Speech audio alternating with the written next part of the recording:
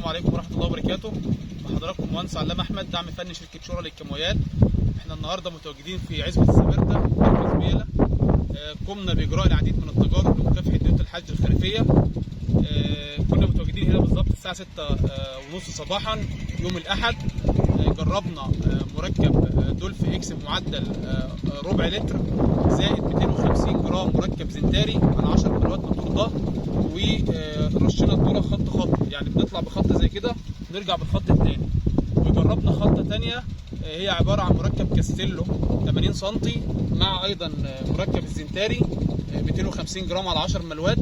الحقيقه احنا النهارده بنتابع النتائج، فوجدنا ان طبعا يوم ما كنا بنرش مركب دولف اكس مع زنتاري جاب نتيجه خلال ساعات، يعني في نفس اليوم كان في موت.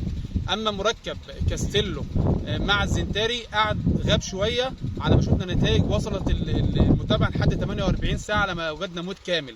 اما مركب دولف اكس مع الزنتاري بسم الله ما شاء الله جاب نتيجه محترمه خلال ساعات من الرش، وحتى النهارده كمان بعد 48 ساعه في استمرار للنتائج.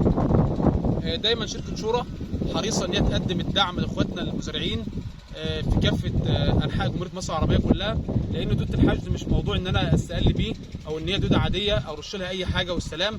لا، احنا النهارده نزلنا لها مركبات متخصصه عليها ولها تكنيك مختلف عن المركبات اللي موجوده في السوق، وعايزه نظام رش مختلف عن مثلا ما بترش دوده ورق قطن او بترش اي حاجه ثانيه.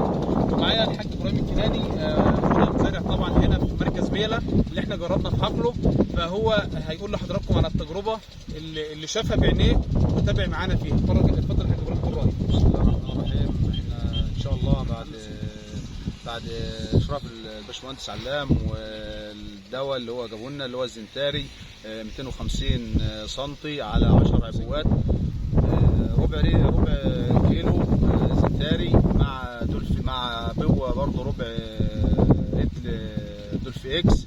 ده طبعا جاب نتيجه كويسه جدا. على بعد ساعه من الرش شفنا الدوده فعلا ميته. اما اللي هو الكاستيلو 80 سم على 10 عبوات مع برضه ربع زنتاري ده برضه جاب نتيجه بس بعد 48 ساعه. ما شاء الله يعني الاثنين الحمد لله يعني فيه نتيجه كويسه جدا جدا يعني. انا الحمد لله، ونشكر شركه شورى على المجهود العظيم والباشمهندس علام. الله يهمنا برضه راي بعض الساده المزارعين اللي شافوا معانا الفحص. حد يا جماعه شايف حاجه؟ يعني انتوا اتكلموا وانتوا شوفوا اتكلموا يعني نتيجة حلوة، وان شاء الله مع متابعتكم معانا هتبقى 100%. الله يصلح حالك، دي اهم حاجة.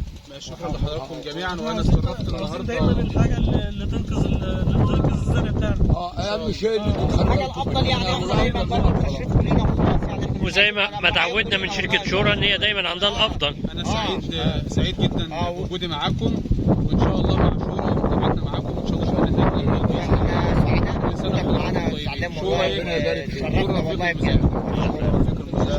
تحيا شورى.